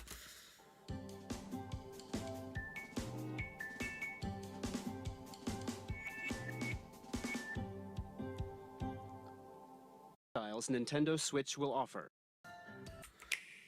So yeah, here again we go, just in case you weren't clear, if you didn't pick up from that 3.5 minutes, we're gonna... So much of this like hour-long presentation is explaining that 3-minute trailer we watched to business people who might not get it. TV mode. Play games on the TV in typical video game style. Tabletop mode. Stand the Nintendo Switch console up with its kickstand and play using the Joy-Con. You can now play video games in front of a screen with others, wherever you like. That even dinky little away from the kickstand on the base model. TV. Honestly, the person who did the Foley to make that click sound, you're right, Softex, I hope that person is fucking rolling in it. I think whoever made that sound file for the clicking in the Switch thing, whoever made that sound file sound so nice, I hope they got fucking rich off that. handheld mode. Attach the left and right Joy-Con to the system. You can take it with you and play indoors, outdoors, or anywhere you like. And what do you think of handing a Joy-Con to a friend or family member and sharing the joy right then and there? This is a bit of branding they did that never picked up. Like, people do call them the Joy-Cons, but they really wanted you to use the phrase sharing the joy for handing a Joy-Con to someone. Here you go, I'll hand you a Joy-Con, let's share the joy. It's one of the bits of marketing tagline that didn't carry on, but I think it's adorable, right? Someone at Nintendo is so proud that they came up with sharing the joy for handing over a Joy-Con. Right? And, like, I can't help but kind of love it.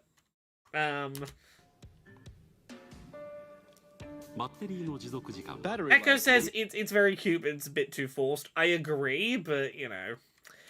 Battery life, we're going to say it, but we're going to really skim past it. Vary by game, but it will range from 2.5 hours to 6.5 hours. I think showing the big open world game people are excited about and saying, hey, look, you'll get at least 2.5 hours out of this. I think for most people, 2.5 hours is decent enough. Like most big AAA games on Steam Deck, like a AAA 3D, I can't get 2.5 hours out of playing Elden Ring on the Steam Deck. I think 2.5 hours is like, I can live with that out of playing a technically intensive game on the go. I'll get a nice train journey out of 2.5 hours. I'm surprised Joy-Con caught on as easily as it did, considering how much everyone was ripping into that name when it was revealed. Yeah, it really stuck though, didn't it? Joy-Con stuck around. Nintendo does know how to go, that's a stupid name, but it will get stuck in my head and I'll use it. Daika says, today we all carry battery packs, right? Well, that's the thing. I think in the next, like, 30 seconds they're going to talk about it. It's like, oh, you can just have, like, a portable charger with you and use a USB cable. I think that was the thing, was people going, oh, I don't need the mains. I can just run this off any old portable USB power bank and get considerably longer out of it. Cool.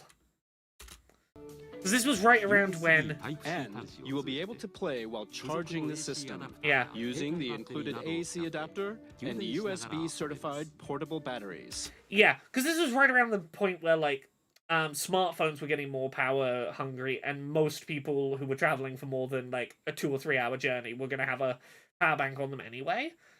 But also, can we stop and talk about this? Nintendo was weirdly forward-thinking with having a USB-C port in this.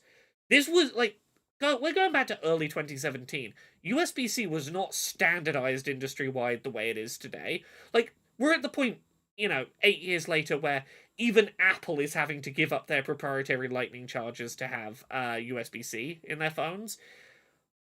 Nintendo voluntarily jumped to USB-C, and I think it did them a world of good.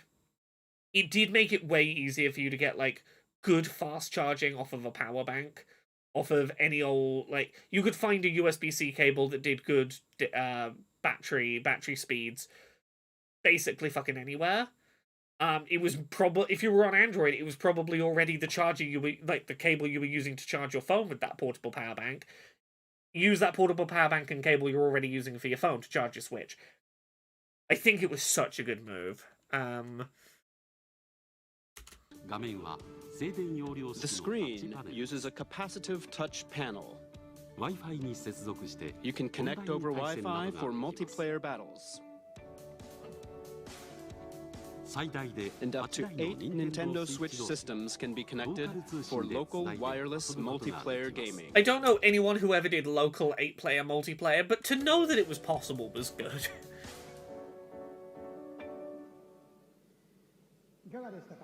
What do you think?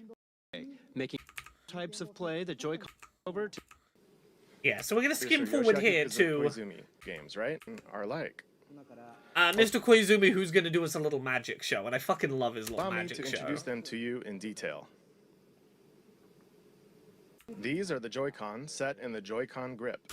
Oh, do you remember when people were making art of the fact that the Joy-Cons in the grip with the little sort of the black handles here, looked kind of like a sad puppy dog. It looked sort of like these were the dangling ears. And people were making the Joy-Con grip puppy dog was a whole thing that people were making art of.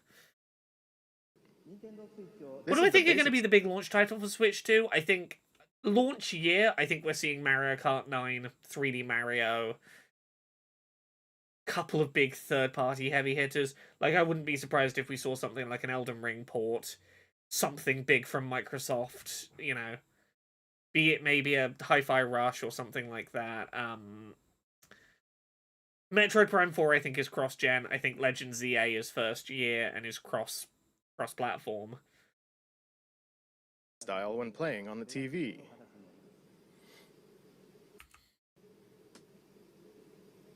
But yeah, what I will say is Koizumi is very good at These are the Joy-Con. knowing exactly how to hold the thing for product shots and to make everything look very simple and elegant. There is a left and a right Joy-Con. Each Joy-Con has an analog stick. And each stick can also be pressed like a button.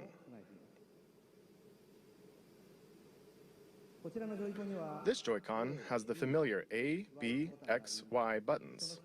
And beneath them is the home button. It's this house-shaped mark. There is an NFC reader writer that can read and write Amiibo data as well. And please look at the square button on this Joy-Con. This is... I was so vindicated when this was revealed to be a capture button. I'd said before launch this was a capture button for capturing screenshots and video, and, well, you'll hear him say it in a second. the capture button for capturing screenshots of your gameplay. In the future, it will be able to capture video as well. In the future, you can do video. You will be able to share the screens you capture with friends over social media. Not anymore, you can't, after Twitter massively increased their API costs, so now you can't post to Twitter. Come on, get Blue Sky integration. Let me And post to Blue each Sky for Joy-Con my Switch includes 2. accelerometer and gyro sensors, making independent left. Yeah. This is explaining the There are sideways two buttons in the controllers. rail that I'm gonna skim forward a little Each here. Because, like, he's a little dry and slow, but we're gonna get to his little magic routine in a second. release the tension for Actually, I example, like this. Pardon me? You can release the tension from your shoulders and relax while you play. It's... I wish more consoles had split-handed controllers. I'm so glad he emphasizes this as a benefit. It's... Yeah, just fucking lounge around. I might be a CEO, but here I am, lounging on the sofa. Yes. Pointless sofa gimmick. That sofa is on stage for the entire presentation, so that for this one moment he can kind of lounge with his arms apart. Like, there are some moments of this presentation I'm like, you choreographed this to a T. Such a tiny little couch, but you just needed to... That's all for my Joy-Con introduction. The sideways SL and SR seem like they're going to be considerably larger buttons on the Switch 2 from what we've seen. But Here we go. This is what I mean we about the still have magic many magic things to hacks. share about the Joy-Con. We've got to talk about HD Rumble in a second. The one place where I think Nintendo really fucking dropped the ball on Switch potential. We have prepared Joy-Con color variations, neon blue Ah. and neon red.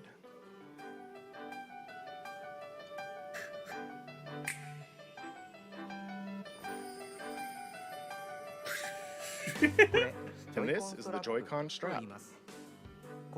It is a wrist strap you can slide onto the rail like this. Yeah, let Drop me... it. This is the type that will come with your Nintendo Switch system. Joy-Con also has a motion IR camera that can sense the shape, motion, and distance of objects. This was so underused. I can tell you there is exactly one Switch game that I feel like makes really good use of this function he's about to show off, and it was the 2024 WarioWare game. It has a whole series of minigames based around this fucking IR camera, and they're such good minigames. In front of it, it's right here. For example, Genuinely, the this difference tech between rock, works paper, and so well scissors. and no games use it. And it can tell how far away the hand that threw it is. This As will an make IR unique camera, new control it can detect rock, paper, scissors, it can tell distance. It's the thing that powered Labo. If you remember all the cardboard, like, you made your cardboard creations in Labo, those worked because the IR camera was seeing little metallic strips, and that was how that worked. styles possible.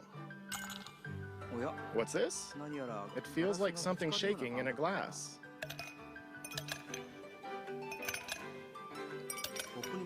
The Joy-Con can convey to you the feeling of ice cubes colliding in a cup. This feature was only ever used for like a handful of Mario Party minigames. You can even tell 1, 2, 3, the number of ice cubes in the glass. And they never did anything with this. And you know what makes me really frustrated? Is like... when would we be looking? This is 2017 and we're looking at like 2020. Like, I'm going to say 4 years later. The PS5 launches with Astro's Playroom as a pack-in title. That game, half of what made it so magical is being able to feel, like, the feeling of Astro's footsteps running on different materials and, like, oh, I can feel the rain pitter-pattering on my controller. Astro's Playroom is what the promise of HD Rumble was. And it's such a Nintendo gimmick. Nintendo could have beaten Sony to the punch by, like, 3 years if they'd had, like, Mario Odyssey, and you can feel Mario is running on sand versus stone versus the muddy forest floor. If you'd been able to feel those differences the way you can with the DualSense and Astro's Playroom, I think year one you could have really sold, like, HD Rumble's appeal. Astro's Playroom and now Astrobot are the games that show what Nintendo... where Nintendo dropped the ball on the potential of HD Rumble, right? And you can feel water filling the glass. This new sense of realism is produced by the precision of the new HD Rumble. Mr. L says, the HD Rumble speakers are actually decently powerful. So few developers bother to use it. Yeah, one of the coolest, very weird gimmicks of HD Rumble is if you're playing Mario Wonder and you run across those little blocks that play like the notes as you run across them. If you turn the sound off on your Switch, but you have Rumble on and you run across those notes, you'll still hear the music notes play because the HD Rumble is able to accurately produce music notes with its Rumble. Its dexterity of Rumble. It's a fucking wild bit of tech that no one ever made use of. Nintendo, hey, do HD Rumble, but better. Get it up to DualSense levels in the Switch 2. You can have a new name for it. You can call it 4K Rumble.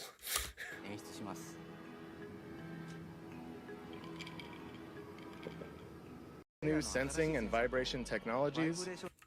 Yeah, we're gonna Made skim through possible by some the of Joy- this.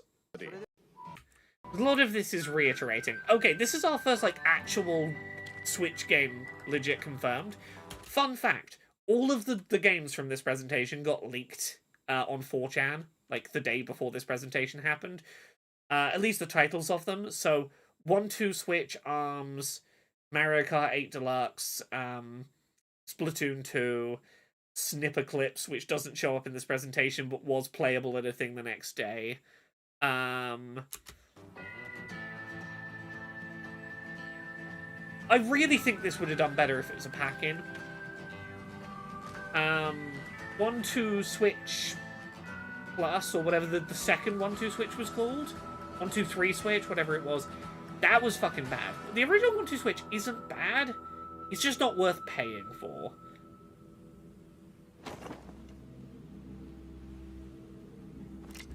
But, like, here, I don't think it's a bad idea that, like, they start off showing a silly, gimmicky party game. Because, like, 6 weeks earlier, the core gamers got to see a trailer that was entirely aimed at them. Breath of the Wild, Splatoon, Skyrim, all that shit. I think you show, you know, your Skyrims and your Breath of the Wilds and your new 3D Mario in that 3-minute trailer for the hardcore. This is a shareholder presentation. Show them shit that's going to appeal to everyone. Like, I think they get it the right way around of when to show the mass market appeal stuff, even if I don't think this game landed. I think they at least marketed it at the right time for Switch.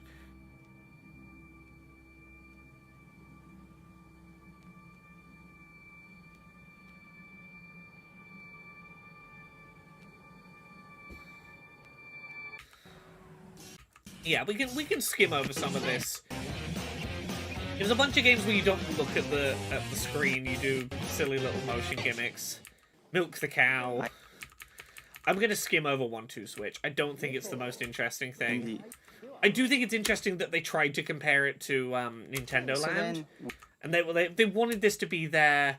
They didn't pack it in, but they wanted this to be their, like, the family plays the launch game on the new Nintendo hardware, and it just wasn't that.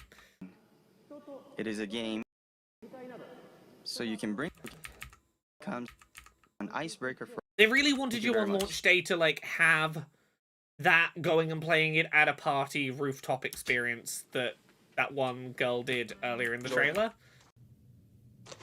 I think this was great. This was like for Nintendo's like first new IP with like original character designs in fucking years. And for any grumbles about the motion controls, I do think it was really exciting to see a 1v1 fighting game with a really unique mechanic and recognizable characters that was goofy in a very Nintendo way, but that had proper fighting game mechanics going on to it, was a cool thing to see at launch.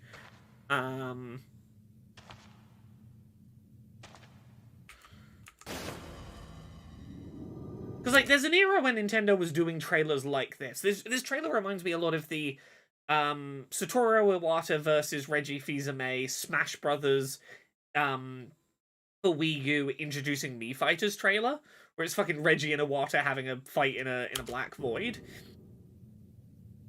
I do love that that's how Nintendo understands how to sell fighting games, is two human beings fighting in a void.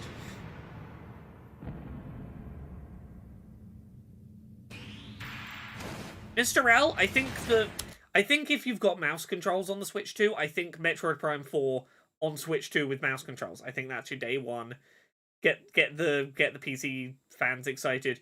It's a Nintendo shooter that I can play with a mouse.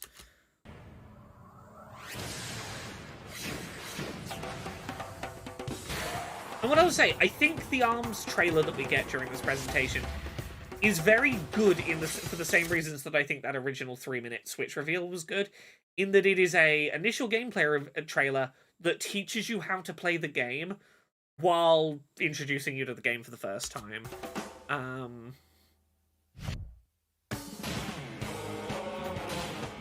I do think this is like a really unique visual aesthetic for a fighting game.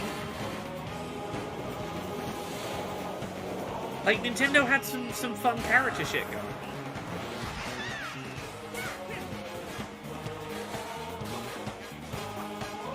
Honestly, ARMS sold a couple of million copies. It had like a good 18 months. Like, it had a good year and a half of software updates over time.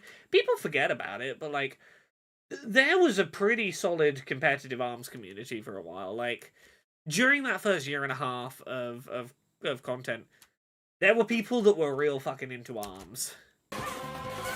Like, it wasn't showing up at EVO or anything, but like...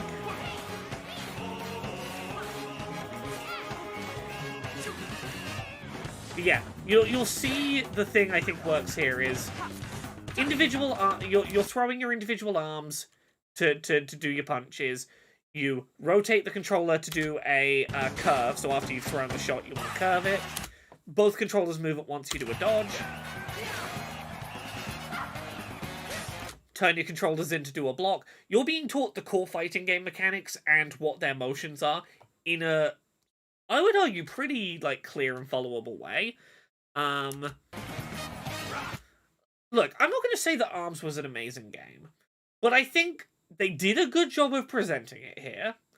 I agree it could have done with more content, could have done with more modes, could have done with a better focus on here is a non-motion control scheme that we're going to be sort of upfront about. I think you could do a sequel that would be interesting, but I just want to be like, I think there is a lot to be said of Nintendo understanding a good marketing trailer here. Like, if you're gonna focus in on motion, they did a great job of, oh, you throw both hands at it once you do your grab. you hold down the top button with your thumb. That's how you do your special for your flurry. Like, I can't argue with a trailer that is like real gameplay and a very solid idea of I understand what playing this will be like moment to moment. Like, I respect that.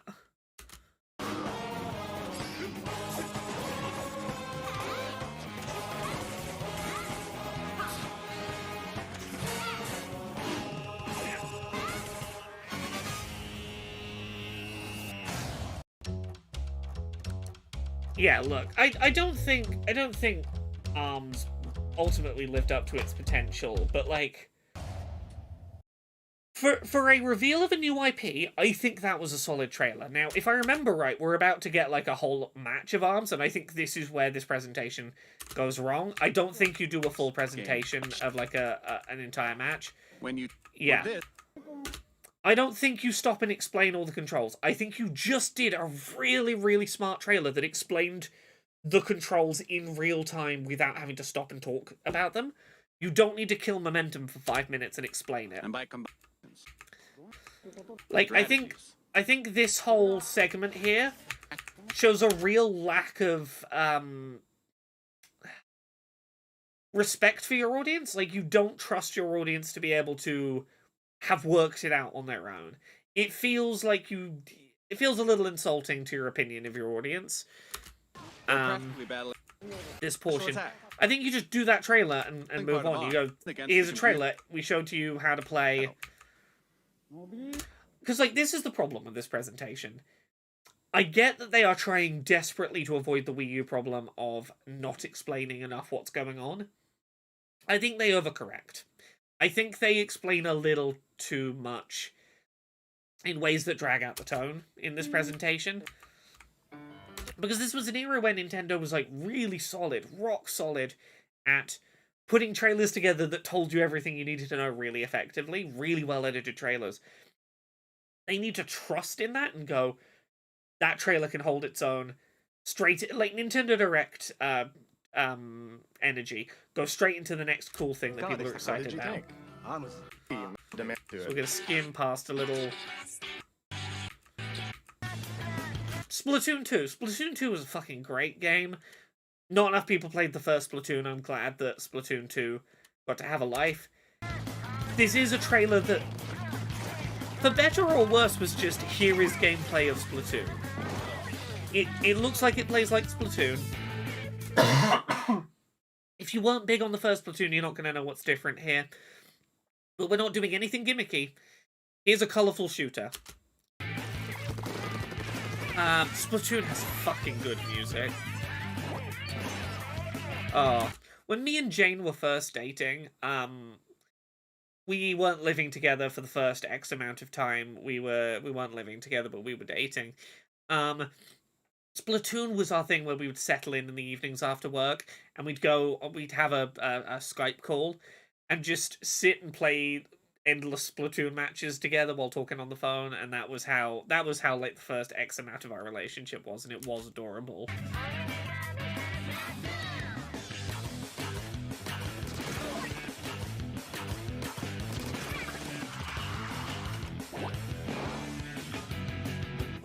How long have I been married now?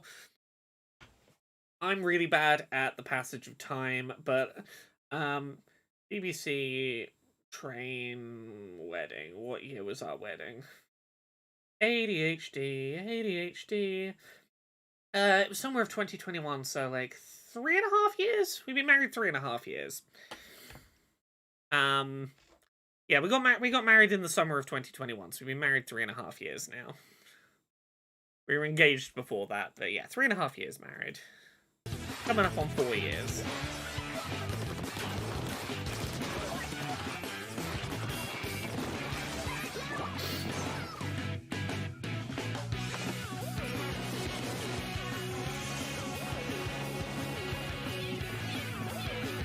Look, why would I count the years I've been married?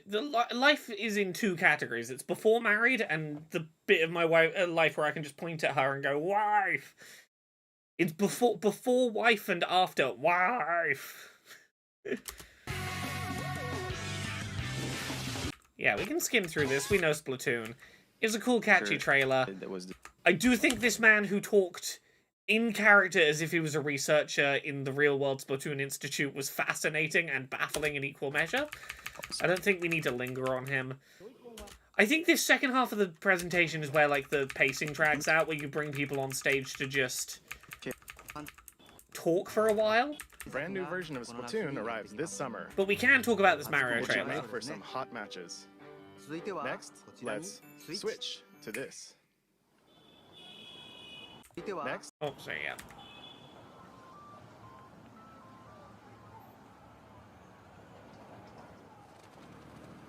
Yeah, the third-party section is rough. I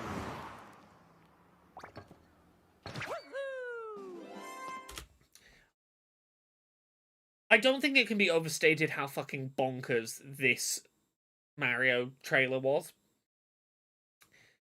Watching Mario run around a real ass-looking city with regular proportioned humans, when you weren't expecting it, this was HD Mario. This is the power of the Switch.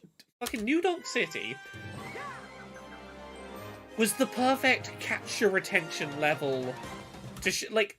If there's one level, actually no, there's maybe 2 levels that you could show off from Mario Odyssey that I think really grab attention. It's this, and the fucking Dark Souls battle against the dragon. The Dark Souls battle against the dragon is the other one that you can show off to go, we're fucking HD now. They show Cappy's eyeballs right at the end of the trailer. So we talked about earlier, that first trailer for Mario Odyssey that we saw in that 3-minute trailer didn't give you any sense that the hat was important. This one shows you that mechanically the hat is important and teases it will be a character. It's not until even closer to launch, like it was post-Switch launch, it was like June, so it was like 5 months from after this, that we get the trailer that's like, oh, Cappy can possess people and that's the gimmick. But like they really did stages of telling you what this game's gimmick was going to be. Yeah, because like, look, this is ultimately kind of a small sandbox level that looks like the real world, but they do a good job of selecting shots in this that don't show you that too often. It does give you, like, this trailer was designed to make you think, oh shit, is this the Mario game where I'm running around a fucking GTA map?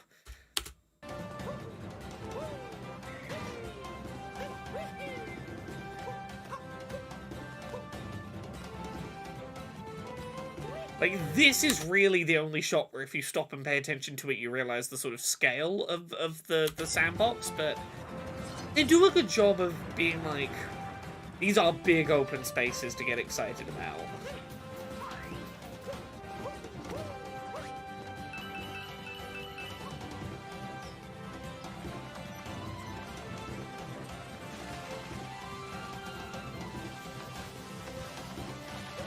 Yeah, good level variety showcase.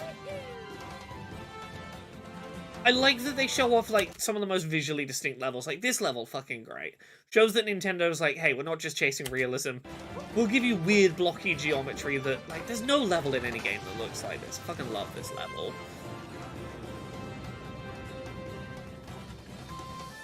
So they don't show you the eyeballs in this trailer until right at the end. Yeah, there's a couple of places where this trailer kind of lies to you compared to the finished game, but...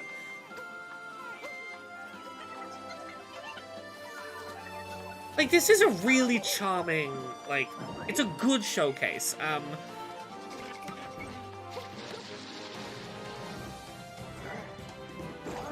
Suave Bowser. Yeah, because Princess Peach's crown has... her tiara has eyes at this point as well. You know, there's a little bit of lying. But I do like they showed off... because I think this was a very good core gamer gimmick to sort of ease you in with, this is a traditional Mario platformer, but the gimmick is your hat is an additional momentum tool. And can I just say, for speedrunning, the throwing the Cappy mechanics are fucking wild for what you can do speedrun-wise.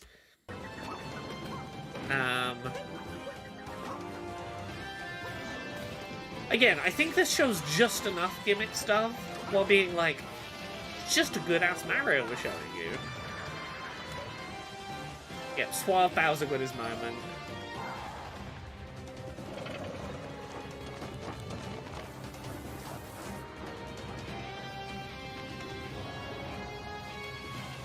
I like they show off some of the boss fights, like the fucking tank using tanks to fight this stupid metal caterpillar.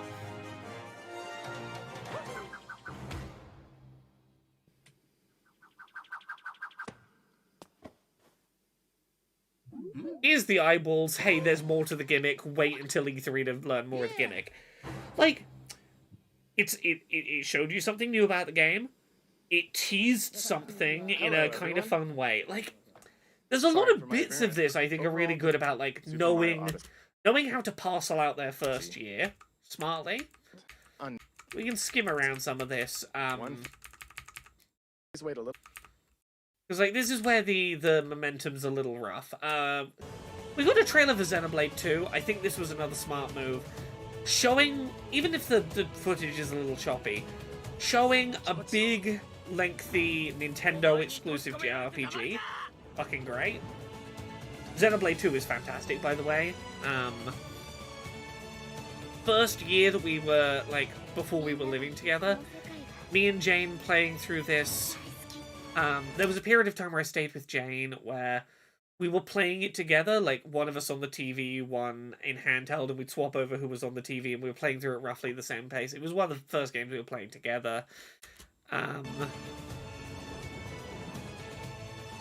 yeah, year one for the Switch, getting your big voice acted, high budget JRPG.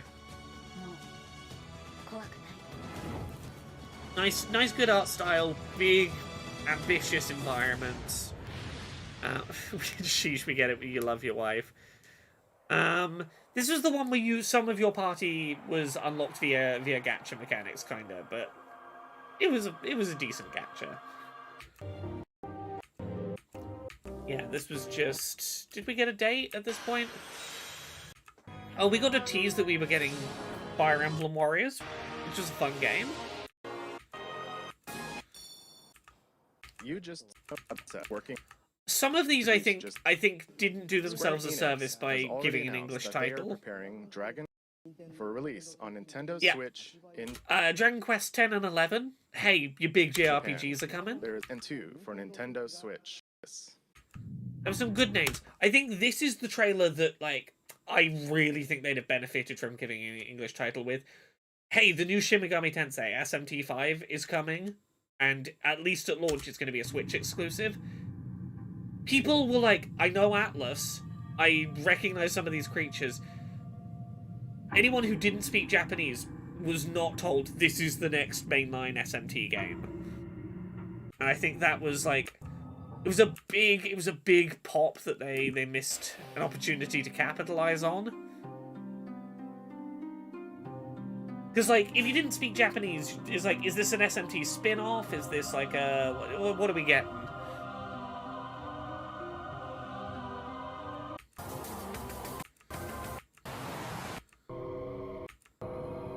Yeah. They didn't do anything to... If you didn't speak Japanese, they weren't going to tell you what this was. Oh! I forgot that Project, Octopath Traveler was shown at this. I think this was... It's great that they showed so many JRPGs, because something you can play not taking up the TV. Great for JRPGs. For not being a screen hog.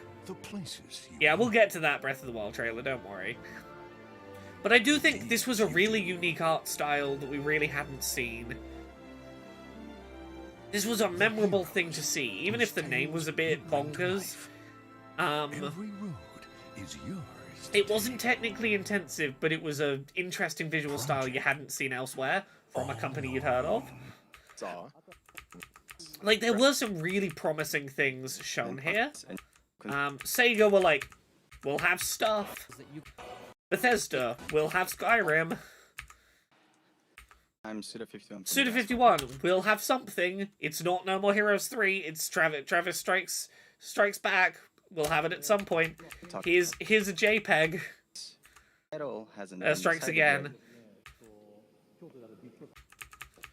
yet. He really doesn't tell you much. This fusion like of- 20 minutes is where this presentation I think really could have just been. The passionate I think you could have shown a splash screen of Atlas, EA, Bethesda, No More Heroes. You could have shown a developer splash screen and saved yourself 20 minutes and probably had a better feeling presentation.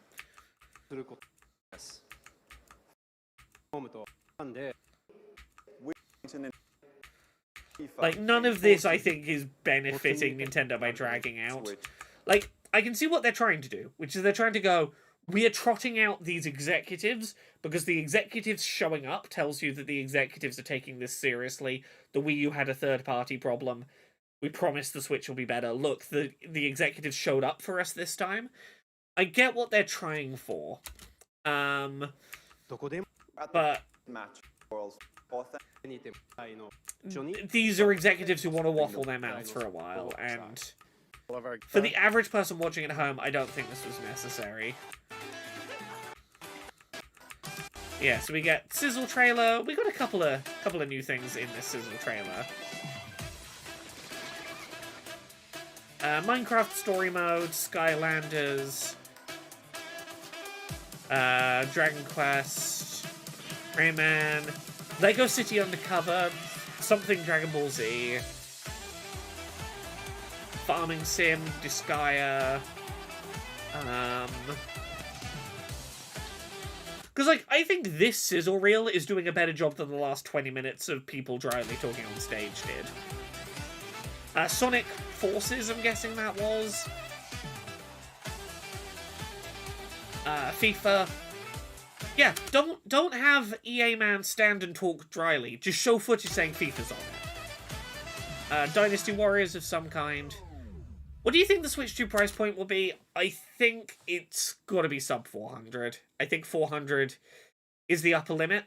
I think the current Switch OLED is selling for £350 in the UK. I think if the rumors are true that we're getting an LCD screen rather than OLED, that'll help keep the price down. I don't think it's going to be less than the OLED. I think maybe the OLED gets a little price cut, but I think it's going to be more expensive than the OLED. I think 400 puts it at more expensive than the OLED Switch, despite having a worse screen, while still being noticeably cheaper than the Xbox Series X and the PS5. It puts it at, like, Steam Deck pricing, which I think is about the ceiling of where they want to be. I think it gives them some room to be like, yeah, we're more expensive than a Series S, but that's okay. Like, I think 400 is the upper limit on where the market won't...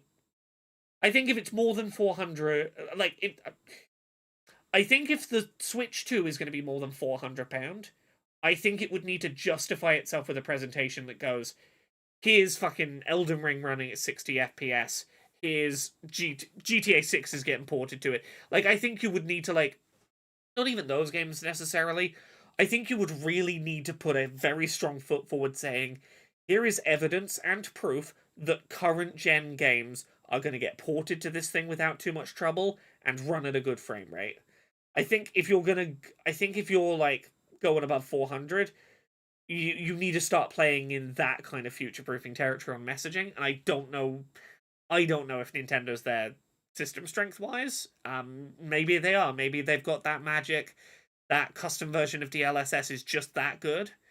But I think 400... I think 400 is where you go. 450 would be like... I need to be confident that for the next, like, 3 years I'm getting my cross-gen ports on this. Also, yeah, those SD Express cards aren't going to be cheap as well. But yeah, this, Puyo Puyo Tetris, Snipperclips, Minecraft, this is what the last 20 minutes needed to be. Just fast RMX. Fast RMX is fucking great. It's the closest we have to a Switch version of, like, 3D F-Zero. I think you could have had fewer talking head segments and more, like, length, like a longer trailer for Fast RMX. Give Fast RMX a good long trailer. Tell people that this is Mario Kart 8 Deluxe and it's its own thing, you know.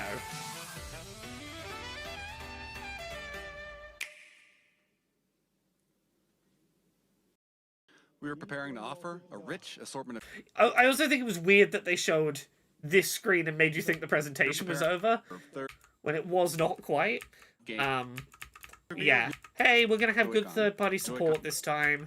Here's what comes in the box. Here's the boxes. Good morning, everybody. And this is the closer. This is the ender. This is where we pull it all together. In Europe. Nintendo We're gonna skim a little ahead here. Everyone's wondering about Breath of the Wild. What's up with Breath of the Wild? Thanks, Shibata. And they knew they had a win on their hands with this last 5 minutes. And hi to everyone watching in the Americas. It's the midnight hour here in New York. The streets are quiet, but there's definitely something in the air. You can't see it, but the atmosphere is crackling with posts and tweets and messages all about Nintendo Switch. We're here getting ready to show off Nintendo Switch to a small group tomorrow. But you may get your own chance to play well before launch, because Nintendo Switch will be... I did talk my way into one of these. The day after this aired, there was Hammersmith in London. And they had a press come see the Switch hands-on. I didn't have an invite to it. I talked my way into an invite to it. I got myself in there. I did try the Switch that next day. 6 separate Sundays, and you can find all the show up early. They tease. You can see Breath of the Wild in the background. You know it's there. And the reasons are now clear. First, the wider look all about. Yeah, there's skim. But of course, the biggest buzz is reserved for the games. And man, what games? No question, there's a lot in the works. But let's be honest. One thing is missing. But if you listen carefully, maybe you can hear it. You did know how to do good stage patter, Reggie. Yep, there it is. There it is. Soundtrack for what's been far and away the most anticipated Nintendo Switch game right from the start. Legend of Zelda, Breath of the Wild. So, where is it? Well, it'll be here at a special event elsewhere in New York tomorrow. Reggie was not at the event I went to. He was at the New York one. I think he wasn't at the London one. So let's go over there and see what these guys have to say for themselves. Mr. Miyamoto. Ah, hi, Riji-san. You're here early. They were so fucking playful with this. How do you like it? Good. It's great. Well, so many eager fans want to know the one critical question. When are we launching The Legend of Zelda Breath of the Wild? Oh, I don't know. I don't have the answer. Oh, does he know? You're the producer for The Legend of Zelda Breath of the Wild. You know everything. They're just about playing the game. teaser at this point. Certainly you must know. When are we launching the game? Is it coming out? Oh, I don't know either. Oh, let's go back to I guess that settles it. Kimishima. There's nothing left for me to do but to throw it back to Tokyo. And Mr. Kimishima, do you have the answer to that? Kimishima, do you know? The Someone, Nintendo Switch launch. someone, please know when this game's coming out. Last thing to share with you today. Everyone here for... This was the trailer that sold the Switch. Everyone wanted to play this on handheld. It's such a good sales pitch.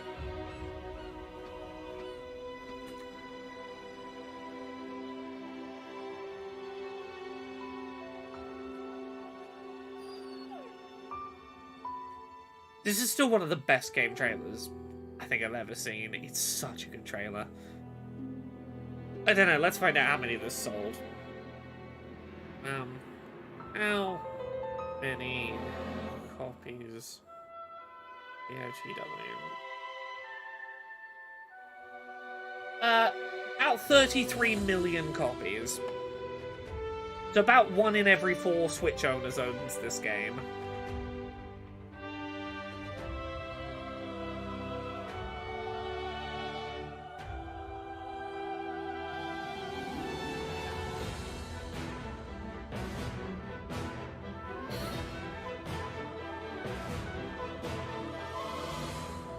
Suzu Adam, I will agree with you on weapon degradation.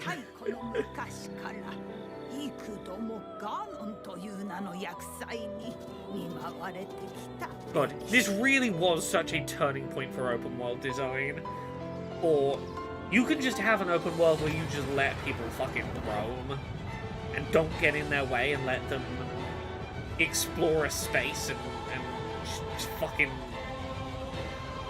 find out what's out there. Like, probably take the reins off and let you explore kind of open world design.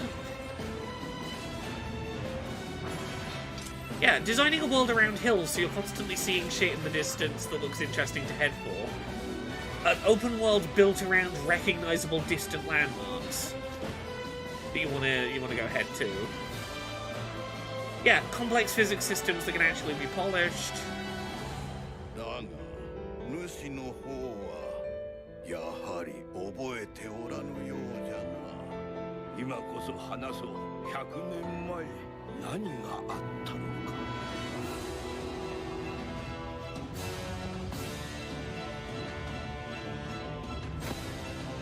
Look, I have my problems with Breath of the Wild, particularly with how much of its narrative is not happening in the present moment. How much of this shit is stories you're being told about or flashing back to, but like...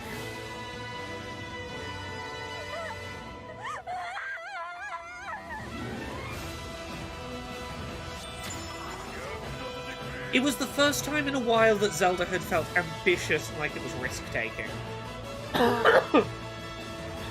Like it was trying something new and it wasn't just gonna stick to this formula works, we'll just do it forever.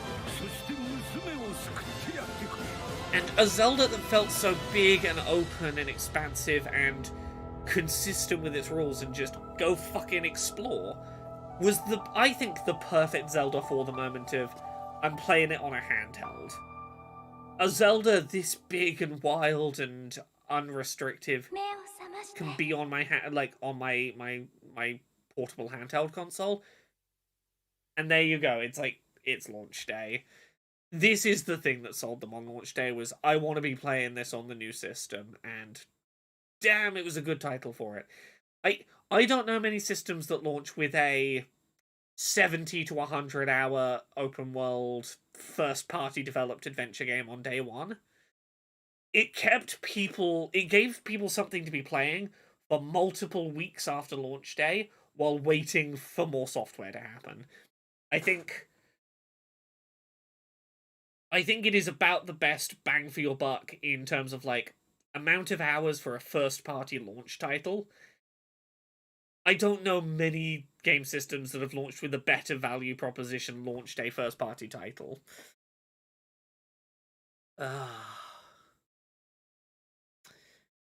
So yeah, this has been 2 hours of us discussing 6 minutes of trailers and an hour of presentation we kind of skimmed around. But I think you see what I mean about like for the trailer, that original 3-minute trailer, I think Nintendo fucking nailed their messaging.